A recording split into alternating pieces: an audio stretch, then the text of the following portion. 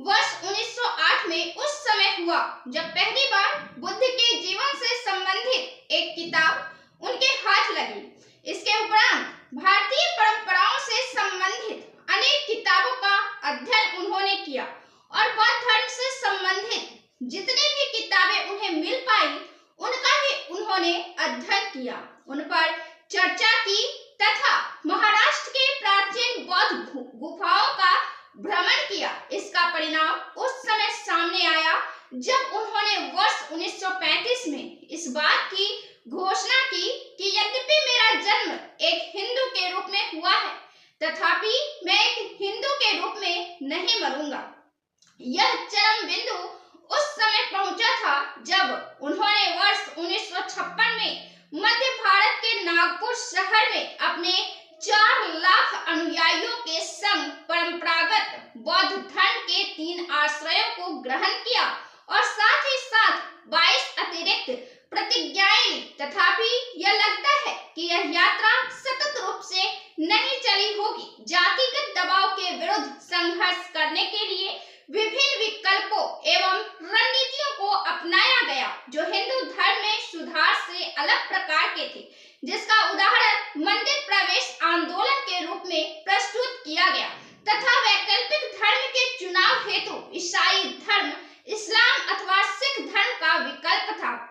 वर्ष 1930 के अवधि में मध्यकाल के आसपास ही अंबेडकर द्वारा हिंदू धर्म के स्थान पर बौद्ध धर्म को एक वृहद विकल्प के रूप में देखना और समझना शुरू किया। उन्होंने साल 1933 में बौद्ध धर्म को एक वैकल्पिक धर्म के रूप में मानने का मन बना लिया। उन्होंने अपने घर का नाम भी राजगृह रख लिया जो कि बुद्ध की शिक्षाओं का एक केंद्र था। यहाँ तक कि जब बाबा साहेब बौद्ध धर्म के औचित्य के बारे में अधिक से अधिक आश्वस्त होते चले गए थे, उन्होंने इसे आसानी से नहीं अपनाया। इसके स्थान पर उन्होंने मौलिक आधुनिक विचारों की रोशनी में फिर से बौद्ध धर्म की व्याख्या की और इस पर आत्मज्ञान के संवेदनशीलता का रंग चढ़ाया, जहाँ धर्मनिरपेक्षता, समानता, स्वतंत्रता और बंधुत्व के आदर्शों के साथ मौजूद था। उनके लिए बौद्ध धर्म कारण पर आधारित था, रहस्योद्घाटन या अनुष्ठानों पर नहीं। अंबेडकर बुद्ध की शिक्षाओं को फिर से व्याख्या करते हुए यह उल्लेख करते हैं कि महान शिक्षक स्वयं अधिकार प्राप्त कर लेता है, क्योंकि बुद्ध अपने शिष्य आनंद से कहते हैं कि किसी शास्त्र या दूसरों के द्वारा दिखाए गए रास्तों पर भरोसा न करके अपने लिए कारण और अनुभव के आधार पर रास्ता स्वयं खोजना चाहिए। हे आनंद, तुम स्वयं दीप बनो, तुम अपने आप हेतु एक शरणार्थी बनो, किसी बाहरी का शरण लेने से बचो, एक दीपक के समान सत्य को जोर से पकड़ लो, किसी शरणार्थी के समान सत्य को जोर से पकड़ लो, अपने आप के अलावा किसी को भी शरण के लिए मत देखो। इसके उपरांत देखो किस प्रकार आनंद दीपक के लिए स्वयं में ही एक भाई के समान है तथा खुद के लिए एक शरणार्थी।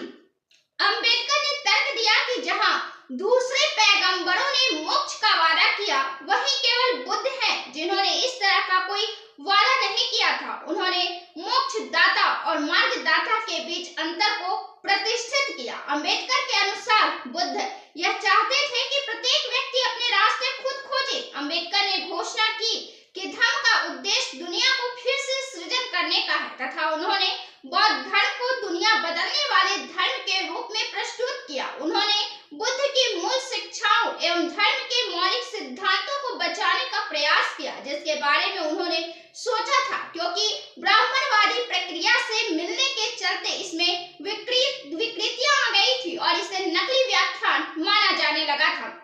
इस प्रकार अंबेडकर ने घोषणा की कि वे 4 नोबेल सत्य के प्रचलित बौद्ध विचारों को नहीं अपनाएंगे, क्योंकि वे बुद्ध के मूल शिक्षाओं का हिस्सा नहीं है। उन्होंने इन्हें निराशावादी और पलायनवादी अवधारणा माना। दुनिया में दुख व्यक्ति के आत्म प्रवृत्ति द्वारा नहीं है। वास्तव में उन्होंने तर्क दिया कि दुनिया में दुख एक समूह या व्यक्ति द्वारा दूसरे समूह या व्यक्ति के उत्पीड़न के कारण पैदा होता है। उन्होंने इस बात पर जोर दिया कि बौद्ध धर्म अस्थायी दुख के बारे में उपदेश नहीं देता, अपितु बौद्ध धर्म दुनिया के सब तरह के को समाप्त करने के बारे में रास्ता बताता है। उन्होंने कर्म से संबंधित बौद्ध धर्म की परंपरागत धारणा को भी खारिज कर दिया, जो पुनर्जन्म का कारण माना जाता था। उन्होंने तर्क दिया, चूंकि बौद्ध धर्म आत्मा के अस्तित्व को खारिज करता है, अतः यह संभव नहीं है कि पुनर्जन्म पर विचार किया जाए। इसके अलावा कर्म के विचार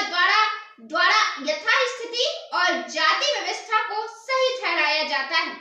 अंबेडकर भी बौद्ध संघ की भूमिका पर सवाल उठाते हैं, क्योंकि मठ नामी संस्था बौद्ध भिक्षुओं के आध्यात्मिक आत्मज्ञान की मांग करती है। इसके स्थान पर वह संघ को नई दिशा की देने की कामना करते हैं, जहां वह बड़े जन समुदाय की समाज सेवा करे। अंबेडकर यह नहीं मानते कि संघ भिक्षुओं और ननों की एक आत्मनिहित और अलग दुनिया बना रहे हैं। इसके स्थान पर उन्होंने यह कल्पना की कि वह एक सामाजिक सेवा केंद्र के रूप में जो गरीबों और शोषितों के उत्थान के लिए काम करे। इस प्रकार उन्होंने तर्क दिया कि एक भिक्षु जो मानव जाति के संकट के प्रति उदासीन हो, पर उसमें आत्म संस्कृति हो, तो वह हमेशा भिक्षु नहीं रहेगा। अंबेडकर ने दुनिया के कठोर त्याग और सुखवादी विलासितापूर्ण जीवन के बीच बौद्ध धर्म के मध्य मार्ग की विचारधारा पर अधिक जोर दिया। उन्होंने प्यार, दया और सभी मनुष्यों के प्रति सद्भाव, जो बौद्ध धर्म के गुण है, उन पर अधिक बल दिया। अंबेडकर ने यह कहा कि बौद्ध धर्म मौजूदा सांसारिक धर्म है,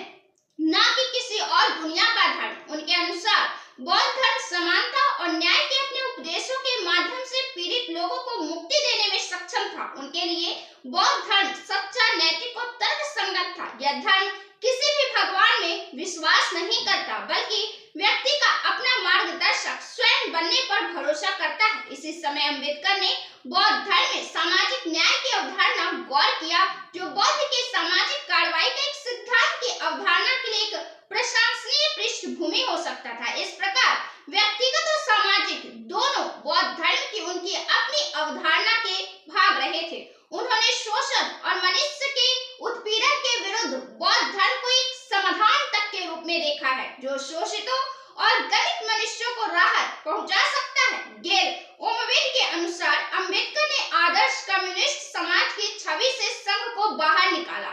उनका मानना था कि नैतिकता के माध्यम से धर्म मनुष्य अपने साथ साथ समाज को फिर से बदल सकते हैं। उन्होंने तर्क दिया कि न केवल बौद्ध धर्म समानता के लिए प्रयास करता है, अपितु इसका लक्ष्य एवं सार एक कल्याणकारी राज्य है, जिसमें बेसहारों की भलाई एक प्रमुख उद्देश्य है। अंबेडकर ने बौद्ध धर्म के बारे में कठोर व्याख्या की तथा बौद्ध धर्म के भीतर मौजूदा संप्रदायों, महान थेरवाद और वर्ज्यान से उसे अलग करने के लिए उसे नवयान का नाम दिया। हालांकि उनकी व्याख्या पूरी तरह से मूल थी, तथापि बौद्ध धर्म के प्रारंभिक 20वीं सदी की अयोधी दास लक्ष्मी नरासू की व्याख्याओं पर वह आधारित थी। बौद्ध धर्म के बारे में अंबेडकर की व्याख्या का परिणाम बुद्ध और उनका धर्म के रूप में उनकी मृत्यु के बाद प्रकाशित की गई, जिसमें उन्होंने बौद्ध धर्म को एक आध्यात्मिक रूप में प्रस्तुत किया, अपितु उसे एक तर्कसंगत प्रणाली के रूप में प्रस्तुत किया, जो दुनिया को बदलने और लोगों को दुखों को दूर कर सकेगा। अंबेडकर ने हिंदू और बौद्ध धर्म के बीच एक मौलिक संघर्ष की कल्पना की, जहां उन्होंने असमानता और कारणहीन के रूप में हिंदू धर्म की पहचान की, वहीं समानता और भाईचारे पर आधारित एक तर्कसंगत धर्म के रूप में बौद्ध धर्म का गुणगान किया। उनके अनुसार बौद्ध धर्म के पतन एवं हार का यह परिणाम निकला कि तीव्र गति से समाज जातियों में बंट गया और अस्पृश्यता ने पैर पसार ली। अंबेडकर यह भी तर्क देते हैं कि अधिकांश बौद्धों को, जिन्होंने प्रमुख नवब्राह्मणवादी द्वारा अवशोषित होने से इनकार कर दिया, उन्हें अछूत घोषित किया गया। अपने प्रसिद्ध निबंध द अनटचेबल्स में उन्होंने तर्क दिया कि दलित बौद्ध थे, जिन्हें उभरते ब्राह्मणवाद द्वारा अछूत के रूप में निंदित किया गया। 14 अक्टूबर 1956 के दिन अंबेडकर ने नागपुर में आयोजित एक दीक्षा समारोह में अपने परिवार और लगभग 4 लाख अनुयायियों के साथ बौद्ध धर्म को अपना लिया। अंबेडकर ने भारत में बौद्ध धर्म के पुनरुद्धार की प्रक्रिया में महत्वपूर्ण भूमिका निभाई और उनकी मृत्यु को उनके अनुयायियों द्वारा महापरिनिर्वाण यानी कि महान यात्रा नाम दिया गया।